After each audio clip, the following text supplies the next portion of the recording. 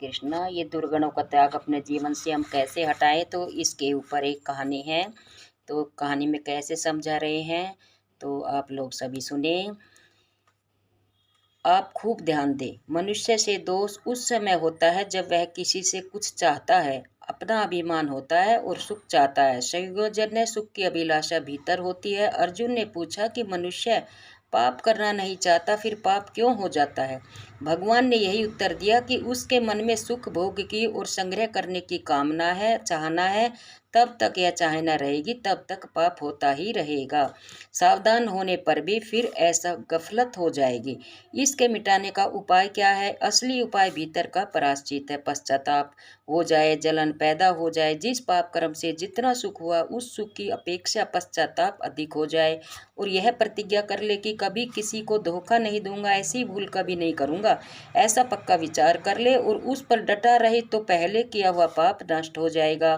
परंतु यदि विचार भी करता रहता है, फिर भी वैसा ही पाप करता रहता है, तो वह नष्ट नहीं होता, नया नया पाप होता रहता है, फिर पतन होता ही चला जाएगा। पक्का पश्चाताप हो जाए कि अब ऐसा काम नहीं करेंगे, इस पर डटा रहेगा, तो उसका अंतकरण शुद्ध हो जाएगा, निर्मल हो जाएगा। जितना पश्चाताप अधिक होगा और जितना अपना विचार पक्का होगा, उतनी जल्दी अंतकरण शुद्ध होगा।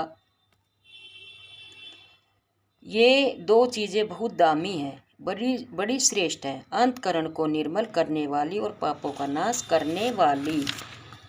एक बात का ख्याल रखना है कि मनुष्य स्वयं परमात्मा का अंश है, स्वयं दोषी नहीं है। यह संयोजन है, सुख लेने से ही दोषी बनता है। अपना अभिमान और कामना, ये दो महान पतन करने वाले हैं, और इनसे लाभ कोई होने वाला नहीं है। तो खूब समझने की बात है। हमारे इस बात का विचार आता है मन में कि भाई लोग ध्यान नहीं देते। संसार से सुख की कामना और लोभ रहता है कि मेरे लाभ हो जाएगा, इतना ले लूँ, इतना रख लो, इतना मार लूँ, इससे मेरे सुख हो जाएगा, ऐसा भाव है। इसके समान धोखा देने वाला कोई वैरी है नहीं। इतना इससे धोखा खाता है। सज्जनों, आपके जचे न जचे, पर यह बात मेरी विचारी हुई है कि लाभ कोई सा है ही नहीं और नुकसान बहुत भारी है, परंतु मनुष्य को उसमें लाभ दिखता है और नुकसान नहीं दिखता। यह अवस्था है। करी मोह बस नर अज्ञाना, स्वार्थ रत पर लोक नसाना। स्वार्थ में रत रहकर नाना प्रकार के पाप करता है। मूढ़ता भरी है, भीतर से वहम रहता है कि मैं ठीक कर रहा हूँ, पर कर रहा है अपने आप अपनी हत्या, अपना पतन और अपना नुकसान। सज्जनों, कृपा करके आज से अन्याय छोड़ दो, पाप मत करो। अगर शांति सुख चाहते हो तो दूसरों का हक लेने का विचार मत रखो, नहीं तो कोई बचा नहीं सकेगा। मान कष्ट में जाना पड़ेगा, क्योंकि पापों को पकड़ लिया आपने, पाप के बाप को भी पकड़ लिया। एक कहानी आती है। एक अच्छे पंडित जी कथा कहते थे, लोगों को सुनाते पढ़ाते थे। एक दिन पंडितानी जी बोली पंडित जी से। पंडित जी की स्त्री ने कह दिया कि महाराज, पाप का बाप कौन है? तो पंडित जी बता नहीं सके। बड़ा दुख हुआ कि मैं इतना पढ़ा लिखा पंडित हूँ और यह तो कुछ नहीं जानती, पर मुझे इसके प्रश्न का भी उत्तर आया नहीं। तो पश्चाताप हुआ और उठकर चल दिए कि तेरे प्रश्न का उत्तर दिए बिना मैं तेरे हाथ की रोटी नहीं खाऊंगा। स्त्री ने बहुत अन्य विनय किया, पर पंडित जी ने कहा कि नहीं। स्त्री को दुख हुआ, पर विचार किया कि सुधार तो हो जाए तो अच्छी बात है, इस कारण चुपचाप रही। वह जाने लगा। बीच में एक वेश्या का घर था, वह पंडित जी को जानती थी। उसे इस बात का आश्चर्य आया कि आज पंडित जी उदास होकर कैसे जा रहे हैं। सामने जाकर उसने पूछा कि महाराज, आप कहाँ जा रहे हैं, क्या बात है? तो पंडित जी बोले कि मुझे बड़ा दुख है। किस बात का? वेश्या ने पूछा। उत्तर दिया कि मेरी स्त्री ने प्रश्न किया और उत्तर मुझे आया नहीं, इसलिए काशी जाता हूँ, वहाँ पढ़ाई करूँगा, पंडितों से पूछूंगा, फिर आऊँगा घर पर। वैश्या ने पूछा कि बात क्या है? पंडित जी ने उत्तर दिया कि मेरी स्त्री ने पूछा कि पाप का बाप कौन है। मैं बता नहीं सका। वह बोली, यह बात तो मैं बता दूंगी, आप वहाँ क्यों जाते हैं? यह तो बड़ी सीधी बात है, मैं बता दूंगी। पंडित जी बोले कि बहुत अच्छी बात है, हमें तो बात मिलनी चाहिए। पंडित जी रुक गए। अमावस्या के पहले दिन 100 रुपये भेंट कर दिए और वह बोली कि मेरी प्रार्थना है कि मेरे घर पर आप भोजन कर ले, भोजन चाहे आप स्वयं बना ले। पंडित जी ने विचार किया कि इसमें दोष क्या है, स्वीकार कर लिया निमंत्रण। दूसरे दिन पंडित जी चले गए। उसने भोजन की सारी सामग्री तैयार करके ली, चौकी देकर रसोई साफ करके सामग्री सामने रख दी और वैश्या 100 रुपये और पंडित जी के सामने रखे और कहा कि महाराज, आप पक्की रसोई तो दूसरे के हाथ की पाते ही हैं, मैं बना दूं अच्छी तरह से, इतनी मुझ पर कृपा हो जाए। पंडित जी ने सोचा कि पक्की रसोई पाने में क्या है, पक्की रसोई पाते तो हैं ही, चलो इसके हाथ की पा लेंगे। वैश्या ने खीर, मालपुआ, पूरी, साग आदि सब ठीक तरह से बना लिए। रसोई बनकर तैयार हो गई तो कहा, पंडित जी महाराज अब पाओ।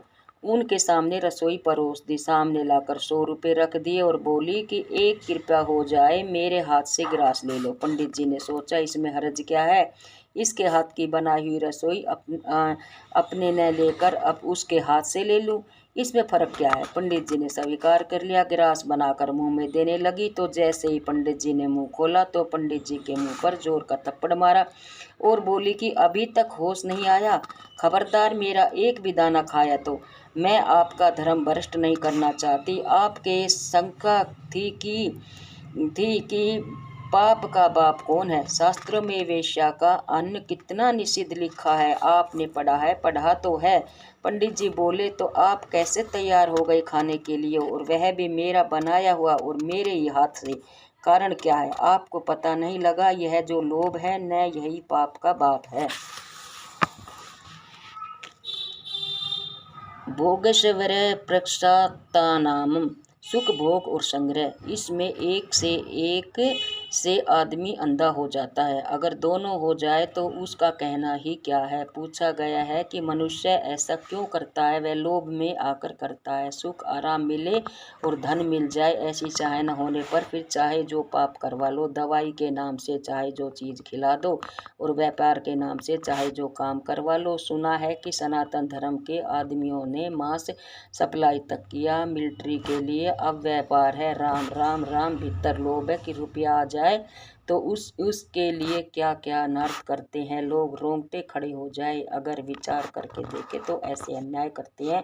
और है क्या, यह धन कितने दिन ठहरेगा, आप कितने दिन जीवेंगे, परंतु पाप की गठरी तो बांध ही लेता है। शांत लोग कहते हैं कि तू थोड़ा सा डर तो सही, पाप कर्म से डर रे मेरा मनवा रे, मन तू पाप कर्म से डर, तू व्यर्थ में अनर्थ करता है, लोगों का माल मारता है, भोगता है, निषिद्ध रीति से सुख भोगता है। थोड़ा सा विचार कर, मनुष्य शरीर मिला तेरे को अच्छी अच्छी बात सुनने कहने का मौका मिलता है, फिर भी तू ऐसा करता है। भाइयों सज्जनों, दुनिया का उद्धार हो सकता है परंतु ऐसे आदमी का उद्धार नहीं होगा जो महान अपराध करता है। फिर पूछते कि वैराग्य क्यों नहीं ठहरता। वैराग्य कैसे ठहरे जब राग ऊपर चढ़ा हुआ है, भोग इच्छा भीतर पड़ी है, वैराग्य कैसे टिके, वहाँ वैराग्य नहीं टिकेगा। विरुद्ध अवस्था है यह है, उसके वशीभूत होकर निषिद्ध आचरण से भी बचता नहीं। भाई शिबी दद्दिच हरिचंद नरेश सहे धर्म हित कोटि कले, धर्म के लिए करोड़ों कष्ट सह लिए पर अपने धर्म से विचलित नहीं हुए। धीरज धर्म मिन अरुनारी, आपद काल परिख्य चारी, इनकी अपेक्षा आपत्ति के समय होती है। मनुष्य के लिए बहुत ही आवश्यक है कि धैर्य खोवे नहीं। जोर से हवा आती है, कभी कभी तो बड़े बड़े वृक्ष टूट जाते हैं, पर उस हवा में भी जो टिक रह जाए तो फिर वह मौज से रहता है, कोई खतरा नहीं। इसी तरह काम क्रोध लोभ आदि की हवा का झोंका मिट जाता है तो फिर ठीक हो जाता है। थोड़ा सा धैर्य रखे, किसी भी आफत कैसी भी आफत आ जाए, पाप नहीं करेंगे, अन्याय नहीं करेंगे, शास्त्र निषिद्ध आचरण नहीं करेंगे, भूखे मरेंगे तो मर जाएंगे और क्या होगा बताओ, पास में कुछ नहीं है तो भूखे मर जाएंगे, इसके सिवा दंड होगा नहीं। पाप करोगे तो नरकों में जाना पड़ेगा और 84 लाख योनियों में भटकना पड़ेगा। यह बात स्वीकार कर ले तो इससे कोई शक्ति नहीं पाप करवा नहीं सकेगी। शास्त्रों में ब्रह्मा विष्णु महेश तीनों के अस्त्रों का वर्णन आता है। ब्रह्मा जी का ब्रह्म शास्त्र है, भगवान विष्णु का नारायण शास्त्र है और शिव जी का पशु बस्तास्त्र है। ये मंत्रों के प्रयोग से चलते हैं। ब्रह्मशास्त्र जिस पर छोड़ दिया जाता है उसे खत्म कर देता है। ब्रह्मशास्त्र का उपाय है इसका उपसंहार करना, मंत्रों से उसका उल्टा लेने से वह आगे दखल नहीं देता। नारायण अस्त्र छूट जाता है तो वह भी खात्मा कर देता है। उसका उपाय है कि शरण हो जाए, लंबे पड़ जाए। शरण ले लेने से वह नारायण अस्त्र नहीं मारता है परंतु पशुपतास्त्र छोड़ने पर चाहे कुछ भी करो खत्म ही करेगा, भले ही शरण हो जाओ, भले ही कुछ भी करो वह तो संहार करेगा। है पाशु पैसा तात्रस बहुत कम आदमियों के पास है। महाभारत का युद्ध हुआ, उसमें भगवान शंकर का दिया हुआ पाशुपतास्त्र शस्त्र अर्जुन के पास था। भगवान शंकर ने कह दिया कि तुम्हें चलाना नहीं पड़ेगा, यह तुम्हारे पास पड़ा पड़ा विजय कर देगा, चलाने की जरूरत नहीं, चला दोगे तो संसार में प्रलय हो जाएगा, इसलिए चलाना नहीं। सज्जनों, ऐसे आपको पाप से बचने के लिए पाशुपत शस्त्र बताता हूँ, आप कृपा करके सुनिए और उसे धारण कर ले, बड़ी भारी कृपा मानूंगा। वह क्या कि मर जाएंगे पर पाप नहीं करेंगे, अन्याय नहीं करेंगे, नहीं करेंगे, नहीं करेंगे, ऐसा आपका केवल विचार हो जाए। ऐसा करने से आप बिना अन्न के मर जाओगे, यह बात होगी नहीं। अन्न के बिना मरना पड़े तो भी परवाह नहीं, पर पाप अन्याय नहीं करेंगे। यह है अस्त्र का चलना, यह चलाना नहीं पड़ेगा। पक्का विचार पड़ा पड़ा आपकी विजय कर देगा। हमें मौत स्वीकार है, आपत स्वीकार है, पर पाप स्वीकार नहीं है। ऐसा पक्का विचार होने पर आपसे कोई पाप करवा नहीं सकता, अन्याय करवा नहीं सकता। किसी की ताकत नहीं कि अन्याय करवा ले। साथ में रखिए भगवान का भरोसा है। याद करते रहो कि नाथ यह बात तो मेरी है, पर बल आपका है। इस बात के निभाने में बल आपका होगा, तब होगा काम। अर्जुन को भगवान ने कहा कि तू निमित्त मात्र बन जा। निमित्त मात्रम भव सव्य साचिनम। निमित्त मात्र तो मैं बन जाता हूँ, परंतु यह काम कर लेना ठीक तरह से, यह मेरी ताकत है, बाहर की बात है। हे नाथ, आप निभाओ उस सेवक की लाज, प्रतिज्ञा राखे साईं। आछी करे सो राम जी। राम जी जो करते हैं अच्छा करते हैं। भगवान के द्वारा अपना अच्छा ही अच्छा होता है, रक्षा होती है, सहायता होती है, फायदा होता है, नुकसान होता ही नहीं। भूंडी बने सो आपकी, भूंडी बुरी तो आपकी है, खुद की है, खराब खुद करता है। अगर खुद तैयार नहीं होता तो कोई नहीं करवा सकता। कानून ने ऐसा कर दिया, लोगों ने ऐसा कर दिया, कुसंग ने ऐसा कर दिया, वायुमंडल ऐसा ही आ गया, हमारा भाग्य ऐसा ही था। संग अच्छा नहीं मिला, गुरु नहीं मिले, आदि आदि बातें सब बहानेबाजी है और कुछ नहीं। कोई भी किंचित मात्र भी आपका बिगाड़ कर नहीं सकता जब तक आप बिगड़ने के लिए तैयार न हो जाए और उसमें भी अपना विचार पक्का रखे और सहारा भगवान का हो। भीतर से पुकारता रहे प्रभु को कि हे नाथ, बिना आपकी कृपा के हमारे से नहीं होगा। यह है, इसे कृपा का भरोसा हो तो उसका पतन कभी हो ही नहीं सकता। भगवान के चरणों की शरण लेने से भगवान कहते हैं, अहम तवा सर्वपापेभ्यो मोक्षयिष्यामि मा शुचमम्।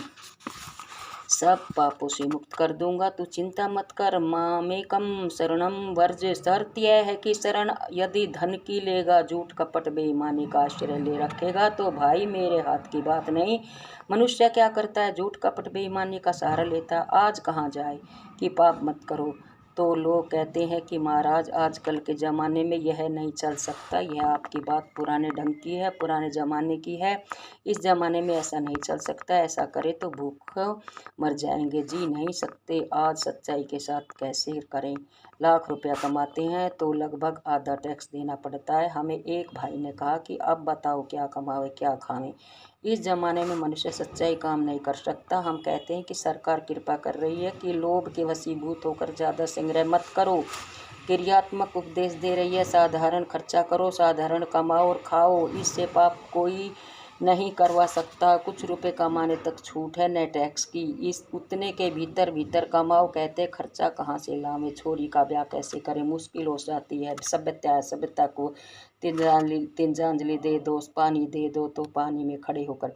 हमें वह सभ्यता नहीं रखनी, हमारी बेइज्जती हो जाए इससे डरेंगे नहीं। पुण्य करते हुए, शुभ काम करते हुए, धर्म के ऊपर चलते हुए अगर लोग निंदा करें तो करे। त्रिविध नरक दे द्वार नश्य परमात्मन।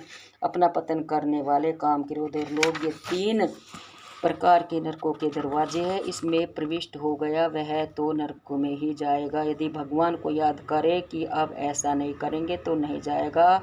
जब कभी सुधार जाए उम्र भर में, जब कभी चेत हो जाए और विचार पक्का हो जाए कि पाप कभी नहीं करूँगा तो पूरा प्रायश्चित हो जाएगा। भगवान की कृपा से उसको बल भी मिल जाएगा, धर्म मिल जाएगा और वह संत बन जाएगा। ऊपर से वह भाई हो चाहे बहन हो, गृहस्थ हो या कुछ भी हो भगवान तो भीतर का भाव देखते हैं। भाव ग्राही जनार्दनम, वे भाव भोगता है। भाव जिसका निर्मल हो गया वह तो निर्मल ही हो गया। केवल बाहर से निर्मल होने से अच्छा बनने में देरी लगती है, पर यह भाव हो जाए कि हम पाप नहीं करेंगे, इतने में बहुत जल्दी शुद्ध हो जाता है।